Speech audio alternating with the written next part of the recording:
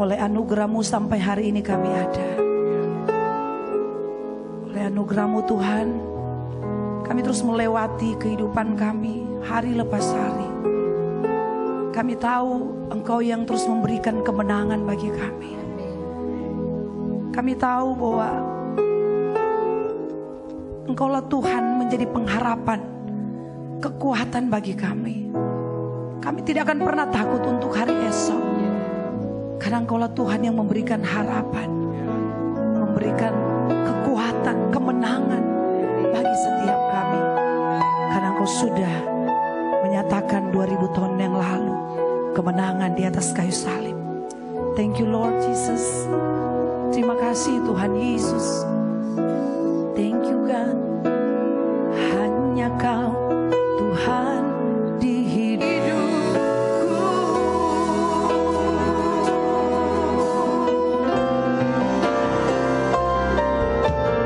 Hanya Kau Tuhan di hidupku. Karena salib, karena salib-Mu Tuhan, dan ku hidup. Karena salib-Mu Yesus, Engkau yang berkuasa. Kuasa sanggup untuk melakukan mujizat-Mu di hidupku.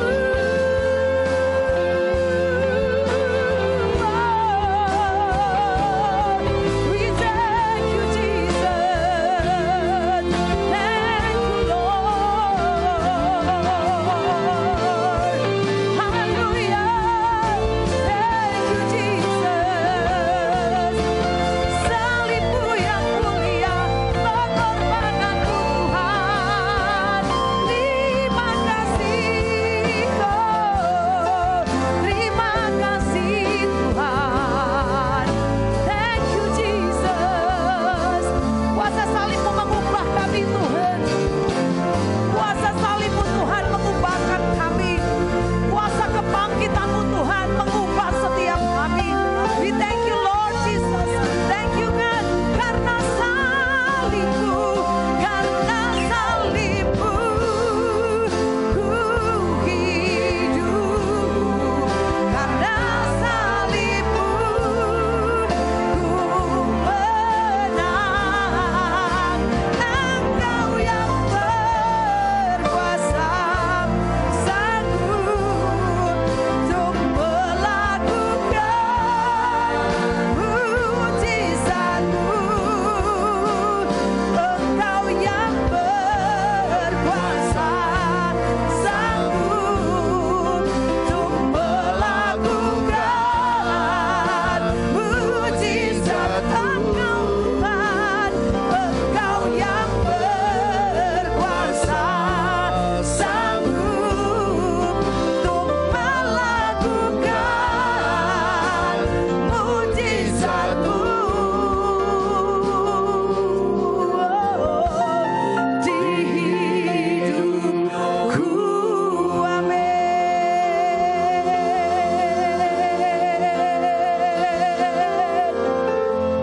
Kami persembahkan hormat syukur, pujian mazmur dan doa-doa kami. Yes Lord. Sebab tak dapat kami balas kebaikan, pengorbanan Tuhan Yesus yang mahal. Amin, amin. Di Kalvari di atas kayu salib Tuhan menebus akan hidup kami. Terima kasih untuk semua yang telah Tuhan beri dalam hidup ini.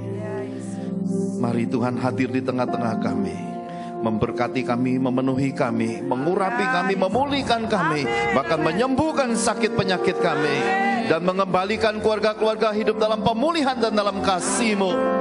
Mari Tuhan, saat tangan kami terangkat, Engkau bekerja di dalam hidup kami. Amin, amin. Adakan syukur di tengah-tengah kami, nyatakan kemenangan-Mu, kemenangan yang abadi. Terima kasih Bapa, di dalam nama Tuhan Yesus Kristus kami berdoa dan mengucap syukur.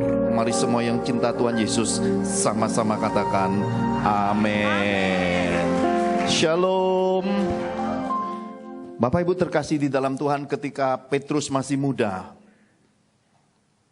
dia dengan kekuatan masa mudanya jadi seorang nelayan. Wah, saya dapat membayangkan tidak mudahnya hidup jadi seorang nelayan. Meskipun itu di danau, tapi danaunya di Israel itu besarnya seperti laut.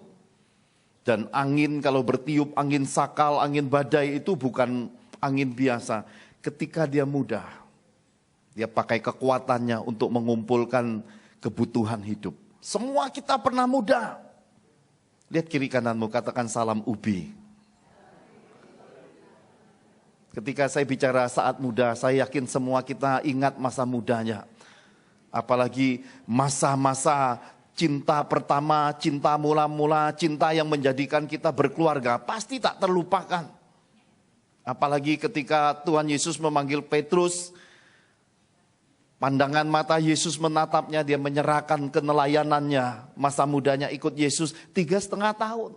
3,5 tahun Yesus mengajari Petrus, jiwa nelayannya tidak hilang, jiwa mudanya tidak hilang. Kemudian kita bisa melihat dia berjalan di atas air, dia ingin mendapat yang terhormat, dia ingin lebih dari segalanya, dia ingin terkemuka, dia buat banyak perkara di masa mudanya meskipun sudah ikut Yesus. Itu Petrus. Sama. Ada banyak anak-anak Tuhan, sudah ubi usia bijaksana, tapi roh nelayan, roh Petrus yang masih menggebu-gebu. Ya.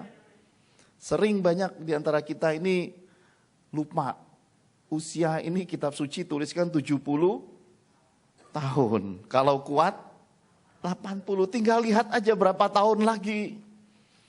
Petrus sama, dan sesudah Yesus mati, dia buat dosa yang sungguh-sungguh dicatat kitab suci, dia menyangkal Yesus. Ini dosa yang luar biasa. Bagaimana mungkin orang yang berjalan bersama Yesus di atas air dengan jiwa yang energik, ingin buat baik buat Tuhan, kok tiba-tiba nyangkal. Dan kembali Yesus menatap dia dengan matanya yang teduh. Ada suatu tangisan ratapan hebat di dalam diri seorang Petrus muda saat itu. Kenapa? Karena tidak ada dosa yang lebih hebat di hidup ini kecuali dosa melukai hati Tuhan. Dan kita tahu ketika di pantai Danau Tiberias, ketika mereka kembali jadi nelayan, ya anak-anak Tuhan, kalau tidak hubungan cinta, hubungan kasih, tidak akrab dengan Tuhan Yesus, pasti kembali ke masa mudanya, masa lalunya, kembali jadi nelayan, kembali ke manusia lamanya. Sehari-harian kitab suci berkata mereka tidak dapat apa-apa. Tapi di danau, di pantai itu ada aroma ikan bakar. Kecium nggak? Bapak Ibu kecium nggak? Meskipun sudah usia bijaksana, ikan bakar boleh dimakan. Sehat. Kenapa? Karena Yesus mendasari kitab suci, beri murid-murid makan ikan bakar. Habis ini kita makan ikan bakar. Haleluya. Ini ibadah yang berbeda kali ini. Dia yang tadi berjalan di atas air menyangkal Yesus. Kemudian ketika murid-murid berkata, itu guru, itu rabi, itu Yesus. Langsung tidak usah pakai baju, dia nyelam. Dia tidak mau lagi berjalan di atas air, dia tenggelam. Dia berenang ke pantai. Kitab suci berkata sesudah itu dia mulai mempertobatkan jiwa-jiwa. 3.000, jumlah jemaat jadi 5.000. Kitab suci berkata dia jadi soko guru. Hebat Tuhan kita Yesus itu. Hanya ngasih ikan bakar, orang kok bisa langsung berubah. Lihat kiri kananmu. Kalau belum berubah, berarti kurang makan ikan bakar. Om tante juga mesti umat Tuhan perhatikan. Supaya rajin-rajin ke rumah kirim ikan bakar. Supaya tetap awet muda, sehat, kuat melayani Tuhan sampai kembali ke sorga. Nah, ada satu kisah yang menarik saya baca di catatan sejarah Kaisar Nero waktu Petrus ada di Roma. Dia diancam dibunuh, di hari tuanya dia terancam terbunuh. Kita ini dalam kekristenan ini banyak kali di dalam hidup kalau sudah punya duit ya, bisnis bagus, deposito banyak, belian banyak, logam mulia tertimbun banyak, semua ada. Kita kan selalu sembunyi di kenyamanan. Petrus juga punya hal seperti itu di dalam kekristenan. Dan disayang banyak orang tuh nyenengin banget.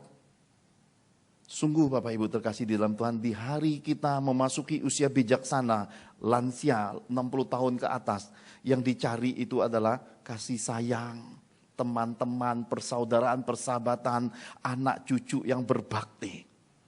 Petrus dapat semua itu. Maka ketika dia diancam dibunuh, lalu datanglah semua umat yang baik, penatua yang baik, orang-orang yang sayang berkata, Petrus, Petrus, jangan pergi terus pergi, jangan tinggal di sini, nanti kamu mati, kamu diancam untuk dibunuh. Petrus yang sudah usia lansia, lalu karena dorong semua orang yang sayang, akhirnya ngalah ya.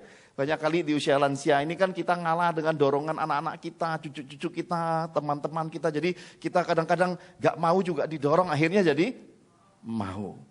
Makanya lihat kiri kananmu, hidup jangan ikut-ikutan. Ya, didorong akhirnya mau. Nah, sama di dalam ceritanya Petrus tuh mungkin sudah berangkat. Bawa nasi uduk, nasi padang udah jalan nih, mau melarikan diri. Di tengah jalan, di dalam sejarahnya dia bertemu seseorang. Dia tahu seseorang ini istimewa berjalan. Jadi ketika dia mau keluar, ada orang berjalan arah masuk. Dan ketika dia bertemu, di sejarah dikatakan, engkau mau kemana Tuhan? Engkau mau kemana Tuhan?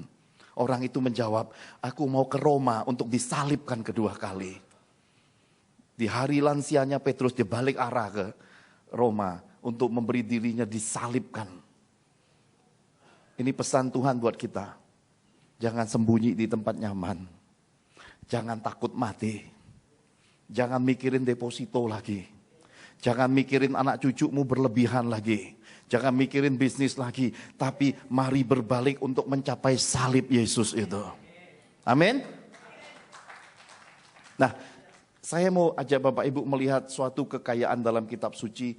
Kita kan sudah belajar dari masa sekolah minggu, remaja, dewasa, lalu lansia. Satu tangga lagi masuk sorga.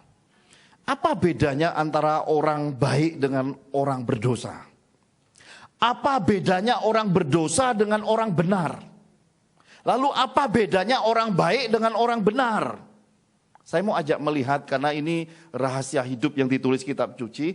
Dan semua kita pasti pengen hidup ini kan kuncinya bahagia. Katakan kiri kanan Bapak Ibu, kamu pengen cari bahagia. Amin. Mari kita lihat sama-sama Mazmur 112 ayat 1 sampai 3. Mazmur 112 ayat 1 sampai 3. Kita baca berbalas-balasan. Saya baca ayat 1, Bapak Ibu terkasih baca dengan keras ayat 2. 1, 2, 3. Haleluya. Demikian firman Tuhan. Bahagia orang benar. Haleluya. Berbahagialah orang yang takut akan Tuhan, yang sangat suka kepada segala perintahnya. Bapak Ibu.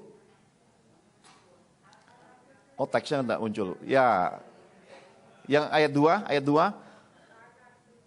1, 2, 3.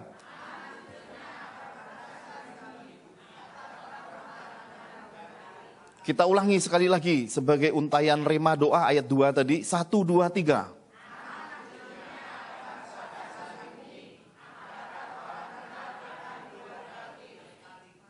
3 sama-sama. Harta dan kekayaan ada dalam rumahnya, kebajikannya tetap untuk selama-lamanya. Sama-sama katakan amin.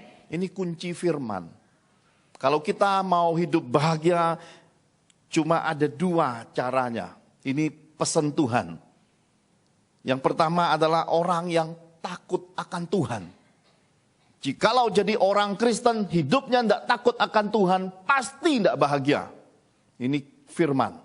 Jadi kalau mau bahagia, hidup takut akan Tuhan. Orang hidup takut akan Tuhan menjauhi kejahatan. Orang hidup takut akan Tuhan akan mengejar hikmat, pengertian hidup, belajar bijaksana, belajar memaklumi kesalahan orang. Tidak banyak ngomongi orang punya kelemahan. Tidak menyebarkan gosip dan tidak ngomong nyakiti orang. Ini adalah orang takut akan Tuhan. Kata-katanya manis. Kalau dengar orang kesulitan, tidak nunggu 2 kali, secara tersembunyi membantu, menolong. Kalau tidak bisa pakai berkat uang, pakai berkat doa. Kalau tidak bisa pakai berkat uang, berkat doa, jadi penyambung. Orang perlu dengan orang berlebihan, kita nyambung di tengahnya, nyalurin berkat. Kami adalah keluarga sambung. Ya, bukan hanya karena saya dapat istri sambungan, tapi juga kami nyambung. Berkat orang dititip ke kami bagikan ke panti asuhan, bagikan ke panti jompo, bagikan ke orang perlu. Siapapun di dalam hidup ini kita bantu sambungkan. Amin. Jadi tidak ada alasan untuk tidak hidup dalam kasih dan memberkati. Yang kedua dikatakan suka segala perintahnya. Orang yang berbahagia adalah orang yang jadi pelaku firman. Kalau kita jadi orang Kristen tidak jadi pelaku firman, pasti tidak akan bahagia. Ini sudah dituliskan dengan jelas. Jadi kalau kita mau hidup bahagia, masih ada kesempatan sebelum pintu surga terbuka untuk kita pulang ke rumah Bapa. Ya mari kita lakukan dua hal ini. Hidup jujur, takut Tuhan, memperbaiki kelakuan, tidak usah ngomong-ngomong sembarang. Istri sudah lansia, mana gigi sudah ompong, jangan marahin suami lagi. Amin. Belajarlah untuk mulai memuji suami, memberi dukungan bagi suami. Amin. Suami udah tua rambut aja udah ganti warna jadi putih, jangan keras kepala, tegar tengkuk lagi. Ya, belajar ngalah untuk istri dan mulai gandengan tangan. Kita mau memberkati anak cucu kita dengan perubahan hidup kita. Jangan kita paksakan lagi semua hidup ini sampai akhir hidup itu tidak berubah. Karena Yesus melihat kalau manusia tidak bisa, batu pun dia akan rubah jadi roti. Kalau sampai tidak bisa, batu pun dipakai untuk memuji. Itu artinya apa? Kesempatan hidup ini harus ditransformasi. Tuhan sanggup untuk itu. Hanya Tuhan mau kita punya kedewasaan, punya kemandirian, dan mau sadar untuk berubah. Lihat kiri kananmu. Kalau dulu pacaran suap-suapan, udah tua juga layak suap-suapan. Amin. Karena apa? Karena masih muda kita makan suap-suapan, kasih ya pacar, istri gigit, kasih gigitan gitu, gigi kuat, kretek-kretek. Sekarang kalau kasih putus gigi. Ya, sekarang justru bagus suap-suapan disuir di luar, dibagi ke suami, bagi ke istri, tambah tua. Katakan kiri kananmu, tambah tua, tambah mesra. Amin. Iya, supaya apa? Hidupnya bahagia, Bapak Ibu. Ini orang benar. Ini ciri khas orang benar. Orang benar tuh hidupnya bahagia. Kalau tidak bahagia berarti belum mencapai orang benar. Saya kemarin pulang. Jadi sebelum pulang ke Jakarta kami pelayanan ke Surabaya. Terus Tuhan ada ngomong sama saya, nak sisihkan 1 hari kosong. Saya bilang baik Tuhan. Beritahu istrimu jangan dijadwal. Itu kosong. Oke Tuhan. Jadi saya kosongkan 1 hari jadwal, tiba-tiba ada anak Tuhan berebutan. Satu mau ngajak ke sana kuliner, satu mau ngajak ke sini, satu minta didampingi untuk begini, satu begini. Banyak sekali permintaan ke Bu Angel, tetapi ya inilah hidup. Siapa cepat, dia dapat. Orang ragu-ragu, orang mendua hati, gak dapat apa-apa. Yang bangun siang rezekinya dipatok ayam ya. Jadi kami responi yang duluan. Akhirnya dipilihlah pergi untuk mendampingi anak-anak Tuhan sepasang suami istri ini urusan kerja. Sekalian saya juga sama istri pengen lihat kota Malang. Kotanya Malang tapi orang di dalamnya mujur. Kenapa? Dari perjalanan di pinggir jalan itu alpukat besarnya seperti kelapa. Pengen lihat gak alpukat sebesar kelapa? Hiduplah jadi orang benar. Karena orang benar melihat hal-hal yang indah dari Tuhan. Kami sarapan paginya di mana? Di Sidoarjo. Dari Sidoarjo kami pergi ke Malang. Kemudian saya bilang, kok kita kan bagasinya kosong. Tuhan bilang boleh. Saya bilang, ayo saya mau bawa pulang alpukat ini. Untuk bagikan ke kaum ubi. Yang mau katakan haleluya. Tapi harus dengar ceritanya lengkap. Mau bagi Umar Sudi sama Tante. Bu Angel bagasinya ada space sekitar 25 kilo. Cukup bagus. Cukup untuk muatan. Harga di sana nggak terlalu mahal. Alpukatnya besar sekali. Bisa kayak main bowling dulu. Besar sekali. Dari jauh kita pikir itu kelapa sekali. Lihat dari dekat. Itu alpukat. Lalu yang sepasang suami istri ini bilang, Pak Johan yuk kita makan di saungan yang bisa mancing.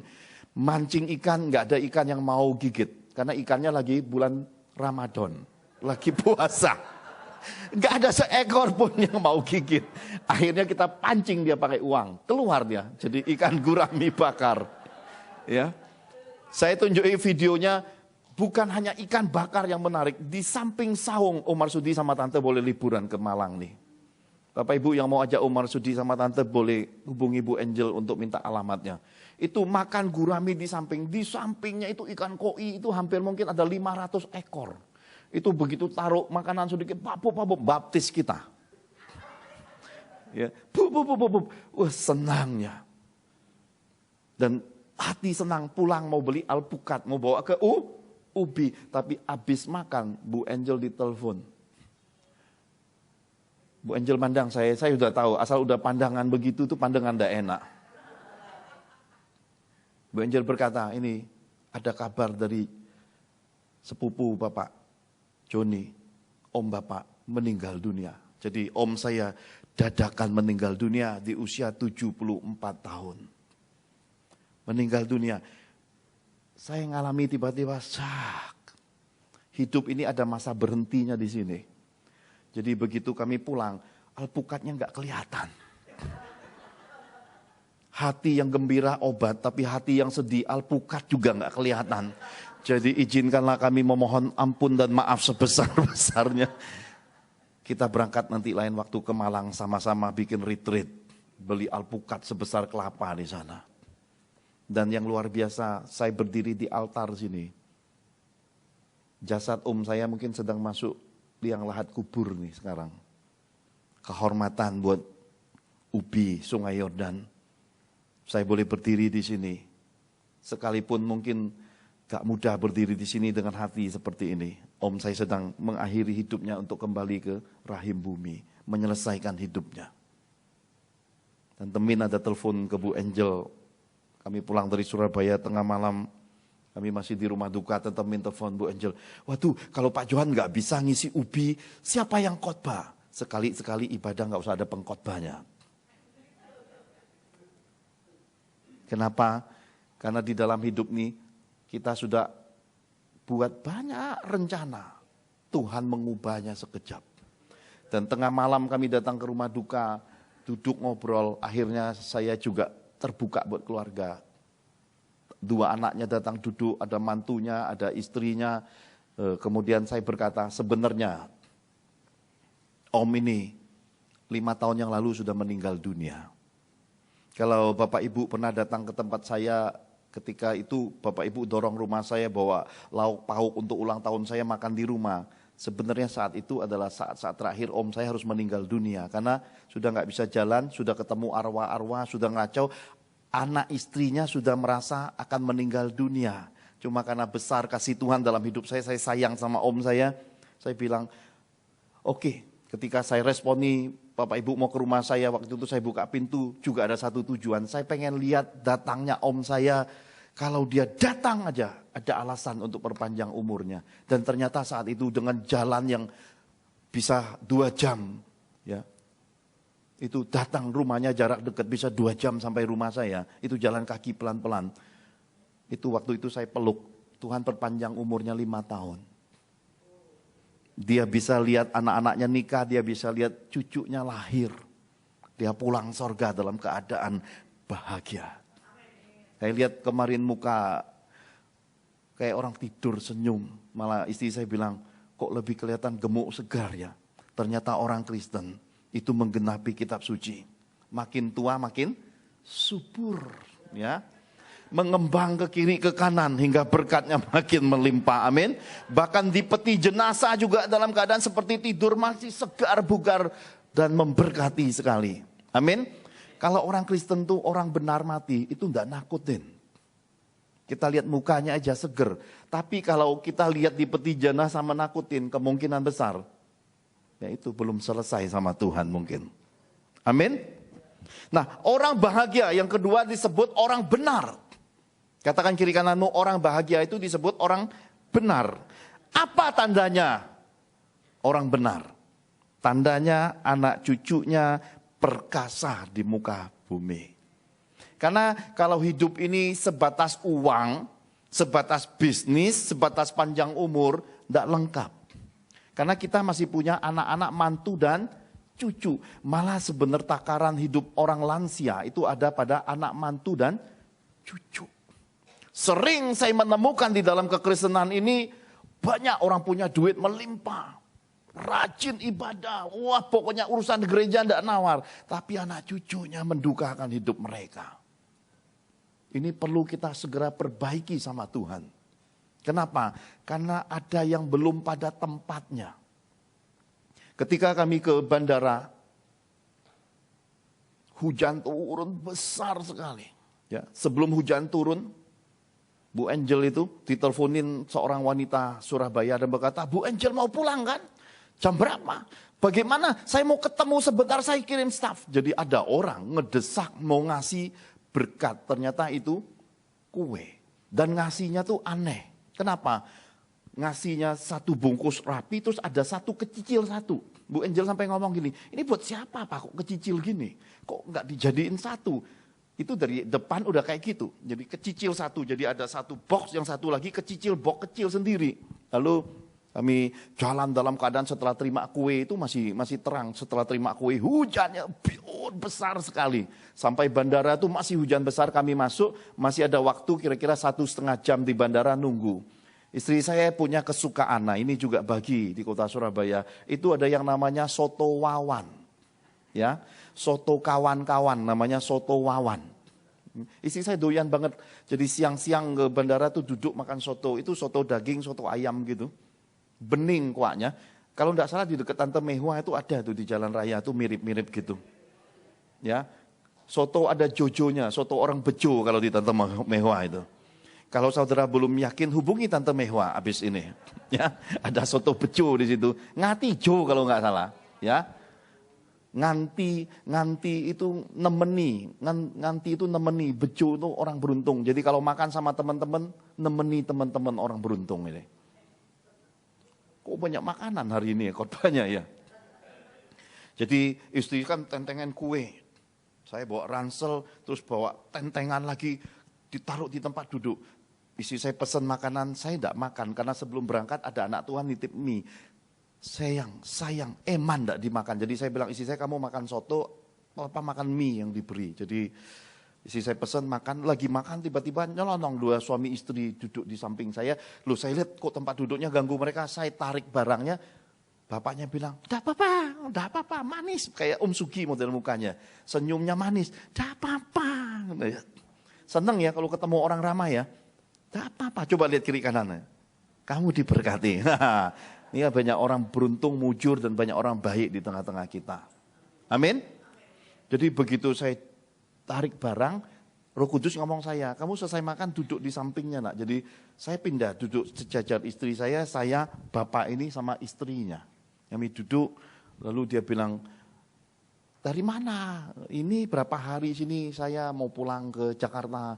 Saya tanya balik, bapak sama ibu dari mana? Habis keliling nih. Rombongan lansia. Itu teman ada 30-40 orang. Habis makan situ kok kepengen ke sini. Udah sana saya ke sini berdiri.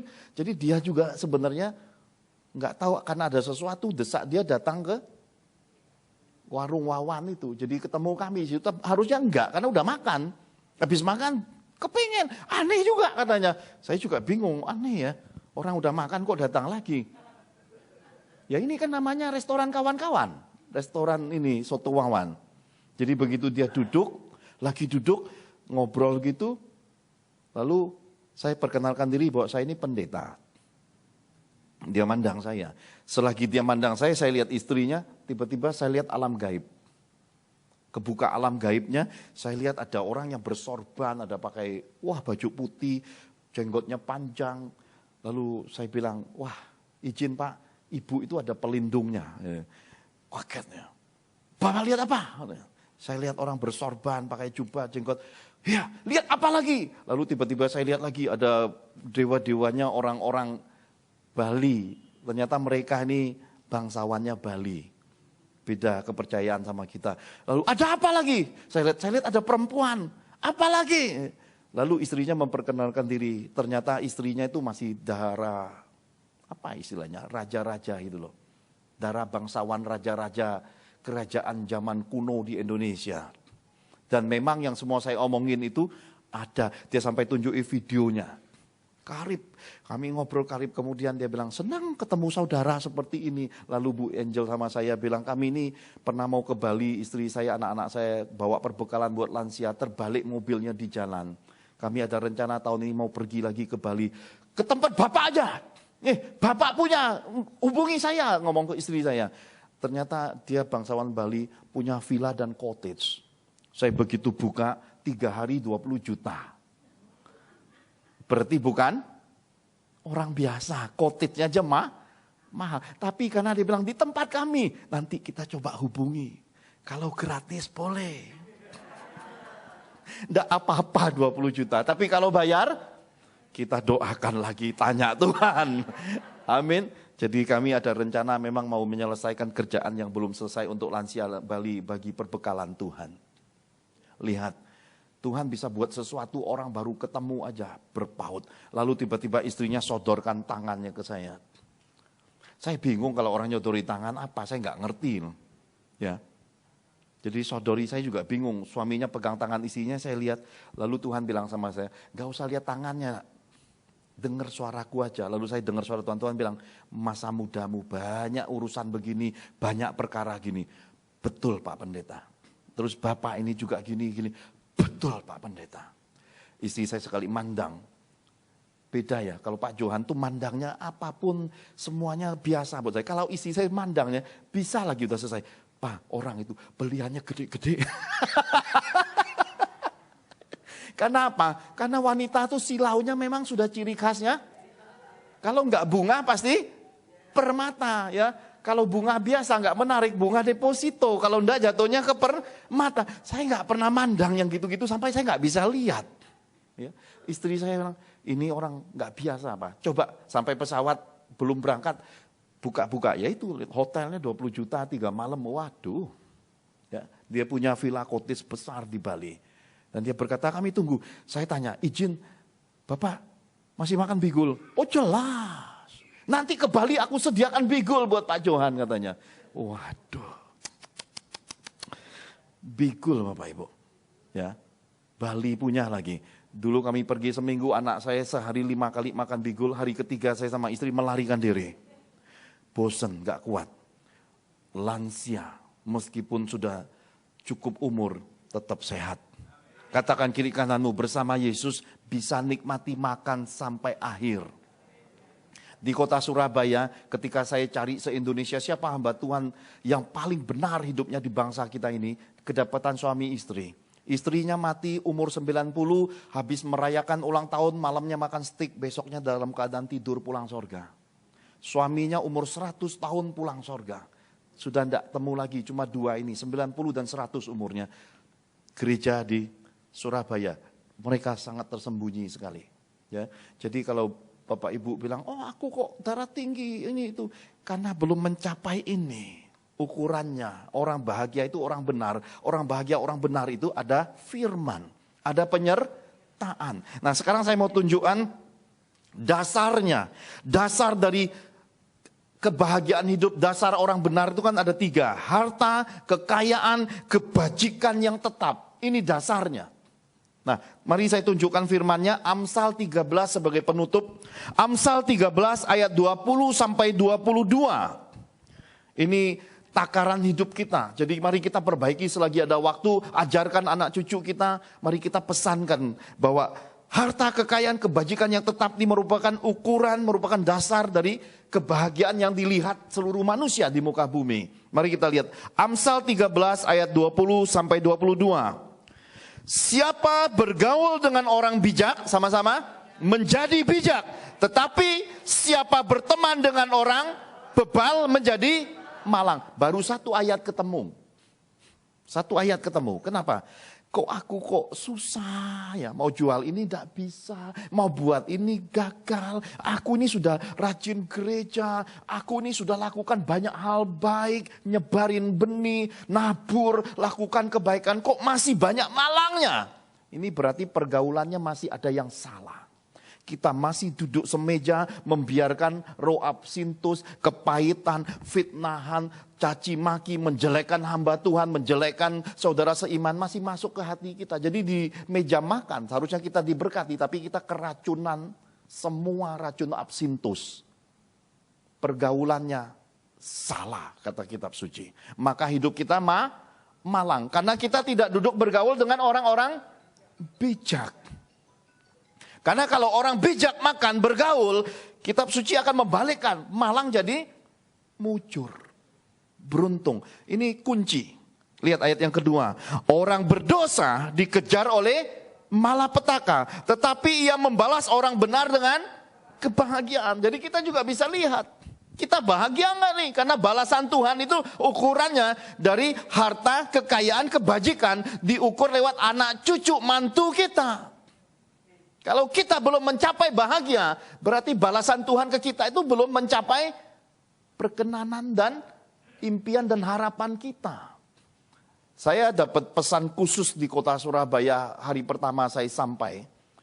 Malam jam 3 pagi Tuhan datang ke saya, Tuhan pesankan tentang Amos 5. Jangan lagi pergi ke Betel, jangan lagi pergi ke Gilgal, jangan lagi pergi ke Beersheba. Artinya, di hari-hari menjelang hari akhir ini, Tuhan ingin kita pribadi ketemu Yesus. Kenapa? Karena akan mulai masuk dunia penyesatan gila-gilaan.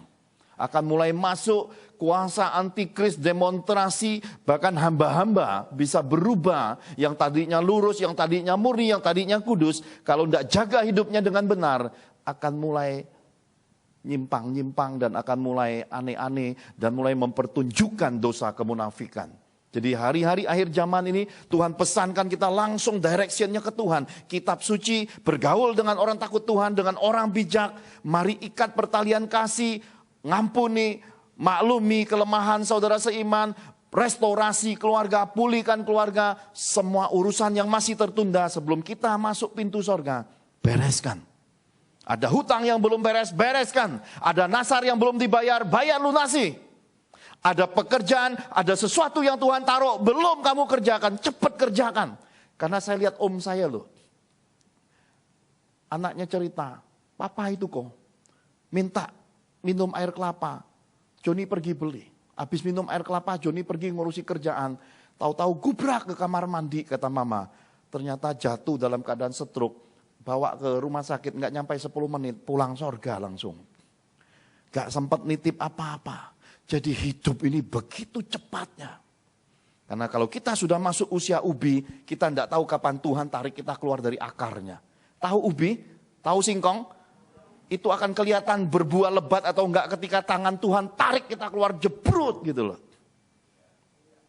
Semua kita akan masuk ke peti 1 kali 2 itu. Cepat lambat. Tapi orang-orang yang tahu apa yang Tuhan pesankan, cepat beresin. Jangan sampai engkau pergi nanti warisanmu, harta yang kau tinggalkan tuh jadi kutuk buat anak cucu mantumu. Mulai siapkan. Ya. Ini pesan. Mana yang harus engkau kerjakan di antara persaudaraanmu belum beres, bereskan selagi ada kesempatan hidup. Apalagi kita ini kan generasi yang sudah ditahirkan dari api, dari kematian. Banyak loh di dunia ini 5 juta lebih orang nggak bisa lihat hidup karena 3 tahun ini meninggal dunia. Kita diberi kesempatan beresin. Nggak usah terikat lagi dengan rumah, mati nggak bawa rumah. Ya, nggak usah mikirin lagi deposito uang logam mulia emas perak permata. Nanti begitu gelebuk selesai, itu nggak lagi bisa ngurusin. Tapi kebajikan yang kita kerjakan, amal ibadah kita, perbuatan baik kita yang kita kerjakan, perbuatan tindakan kasih yang kita kerjakan selagi hidup begitu gedebuk langsung membuka pintu sorga. Dari mari hari ini, apapun yang Tuhan ingin kita kerjakan, jangan pikir 2 kali, yang baik itu langsung dikerjakan, yang enggak baik itu langsung disingkirkan. Jangan buang waktu lagi di akhir zaman ini. Kalau Pak Johan sudah bilang, Soto Wawan, kalau udah mau desak Umar Sudi tergerak, sudah pergi ke Malang, ambil waktu, nikmati. Masih ada waktu. Kalau rasanya Malang kejauhan, hubungi Tante Mehwa, di depan rumahnya juga ada. Nikmati aja, hidup dibawa senang, dibawa sukacita. Jangan susahkan hidup. Amin. Nah, ketika kami mau berpisah dengan bangsawan Bali itu, istri saya sudah foto, pelukan, kemudian Roh Kudus berkata, yang 1 bungkus itu nak jatah mereka.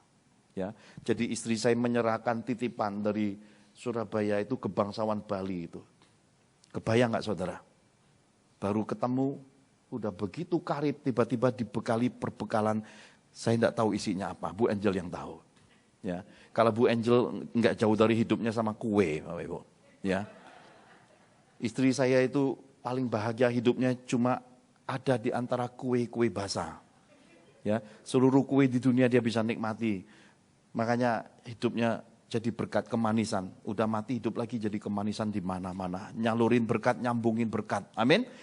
Dikatakan yang terakhir ini yang paling penting ini jawabannya. Sama-sama Bapak Ibu. Orang baik. Orang baik, katakan orang baik meninggalkan warisan bagi anak cucunya. Lihat, orang baik itu tersisa hartanya. Jadi orang baik itu meskipun gak punya Yesus pun ada warisan bagi anak cucunya. Ini firman yang bilang. Jadi kalau kita orang baik aja mesti ada uang lebih. Sesudah kita mati masih bisa kita berkati anak cucu mantu. Bahkan kalau kita nggak kepakai kita masih bisa salurkan ke rumah Tuhan. Bisa kita dermakan saat kita mati. Kenapa? Karena kitab suci berkata orang baik itu ada harta di hidupnya. Amin.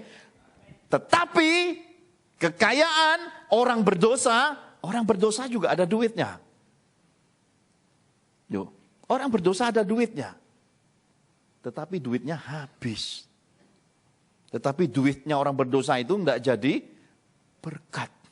Karena orang berdosa itu isinya hanya ngumpulkan harta, nyakiti orang, demi hartanya dia rela nyakiti orang, demi hartanya dia timbun sendiri, dia makan sendiri, dia nikmati sendiri, dia enggak pernah ingat kesusahan saudara, enggak pernah ingat kesusahan orang, enggak pernah bantu, enggak pernah beramal, enggak pernah berbuat baik. Tuhannya itu duit. Akhirnya kitab suci berkata apa? Duitnya orang berdosa itu, kekayaan harta orang berdosa itu diberi buat orang benar. Jadi orang benar itu punya harta, punya kekayaan, dan dia menyebarkan semua yang diberi di dalam hidupnya itu. Maka dikatakan semakin dia memberi, bertambah-tambahlah semua yang dia punya. Kenapa? Ada kata Amsal orang yang menyebarkan hartanya tapi hidupnya bertambah-tambah. Tapi ada orang yang berhemat setengah mati, tidak cukup-cukup. Bapak Ibu pilih mana? Orang baik, orang berdosa, atau orang benar? Pilih mana? Orang benar. Genapi firman selagi hidup. Amin. Dengan genapi firman selagi hidup, kita tidak usah khawatir. Mulai sekarang, kiblat ke Yesus. Jangan kiblat ke ruangan. Jangan kiblat ke kumpulan banyaknya orang. Karena Betel, Gilgal itu bicara tentang kolekte, persembahan, persepuluhan, tentang jumlah orang, tentang ramainya, tentang gedungnya, tentang kesalehannya. Termasuk yang namanya Berseba itu tempat di mana memori masa lalu, kejayaan, semua masa lalu dibangga-banggain, kultusin hamba Tuhan. Berhenti dari semua itu. Fokuskan pada Yesus, fokuskan pada kitab suci, lakukan yang terbaik dari hidup. Kemanisanmu dialirkan. Ketaatanmu kepada Tuhan itu dijadikan tindakan iman. Kalau Tuhan gerakan, ini sudah musimnya, ayo, sudah musim panas, sekarang waktunya untuk membuat es cendol, bikin es cendol. Amin. Marsudi, lihat, wah, makin kuat, makin gagah, ini gembalaku mesti dijaga, kita ingin 100 tahun lagi sama-sama. Berkati Om dengan kebaikan dan kemanisan. Ini gembala, berbuat baik, ini wakil Tuhan Yesus yang ada di gereja ini, buat baik. Amin. Lihat bapak-bapak pakai baju putih, ya. Kita selama ini tidak tersentuh. Tambahkan 1 lusin lagi habis ini. Ya, biar ada warna pelanginya. Ada warna merah, kuning, hijau, biru. Kenapa? Marilah melihat segala sesuatu ini jadi kesempatan untuk saling memberkati. Mulailah memberkati orang yang ada di dalam rumah Tuhan, yang ada di dalam hidup kita lebih dulu. Salurkan berkat sesama kita dari keluarga, orang dekat, baru kita alirkan di luar Kristen juga. Supaya apa? Supaya kita hidup ini jadi kemanisan di mana-mana. Lihat Bu Angel diberkati sebelum hujan turun, nenteng kue, keluar itu yang namanya ruang X-ray-nya. Setelah selesai udah di-scan bersih, malah kuenya yang bawa pulang orang Bali. Taburlah maka kamu akan menuai, berilah maka kamu akan diberi. Bermulalah maka kemurahan Tuhan akan datang bagimu dan hidupmu, rumpun keluargamu. Bayangin kita nyemai berkat, nanti bawa pulang bigul. Amin. Kita pergi lihat kota Malang, bagi cerita, ini jadi berkat. Nanti kalau mau tamasya, ngapain pergi jauh-jauh ke luar negeri ya? Gak usah jauh-jauh. Indonesia juga banyak yang bagus-bagus kok. Nanti videonya saya tunjukkan, kapan saya tunjukkan di Fathers Miracle YouTube, bisa lihat ikannya itu Bapak Ibu kalau pegang. Wah, banyak banget ya. Ikannya. Ya. Wah, tuh. Wah. Dibaptis.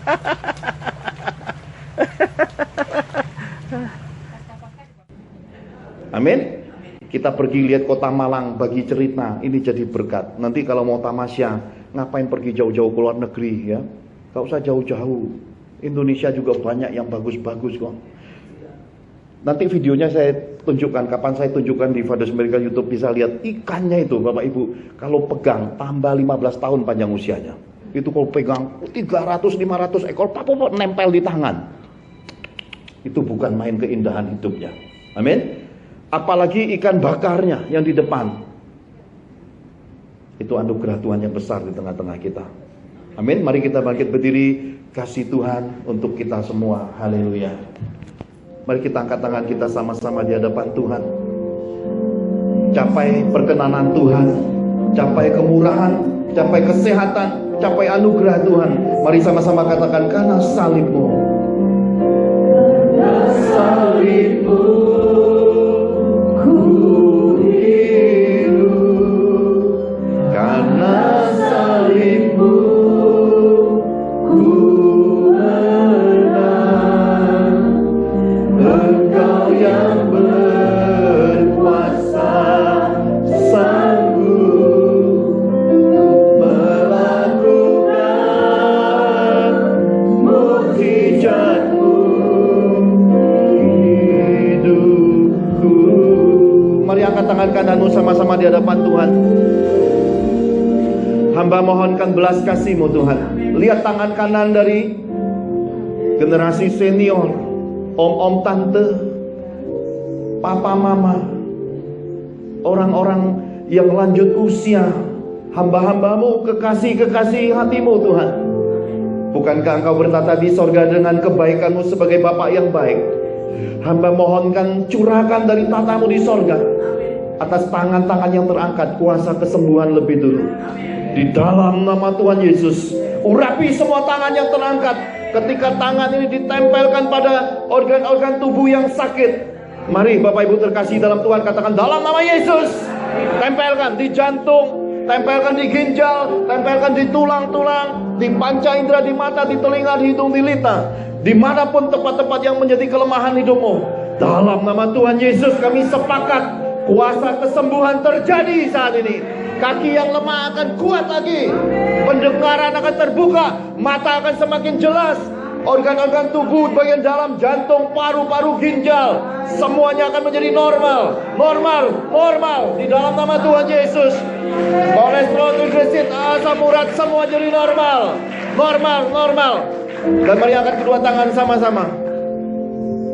Jikalau ada di antara orang-orang pilihanmu, generasi senior ini, anak-anak, mantu-mantu, cucu-cucu yang belum kedapatan menjadi orang benar, belum hidup bahagia, ketika mereka mengangkat tangan, Tuhan, turunkan tangan-Mu, pulihkan generasi muda ini, pulihkan anak-anak, mantu-mantu, cucu-cucunya untuk hidup sepadan, hidup berkeluarga yang harmoni, saling mengasihi, saling melengkapi, dan menggenapi janji Tuhan bahwa generasi orang benar, anak cucunya perkasa. Generasi orang benar, anak cucunya hidup mengitari meja makan mereka. Mereka akan memberi pinjaman dan bahkan hutang bagi bangsa-bangsa. Berkati berkat bisnis, berkat pekerjaan, berkat pelayanan, berkat kemasyuran, berkat kehidupan, umur panjang dan kesehatan. Kau tambah-tambahkan Tuhan. Sepulang kami dari rumah Tuhan ini, kami menuai kebaikan, kami menyaksikan kebaikan Tuhan, kami menikmati kebahagiaan dari Tuhan. Mari berikan sorak-sorai buat Tuhan.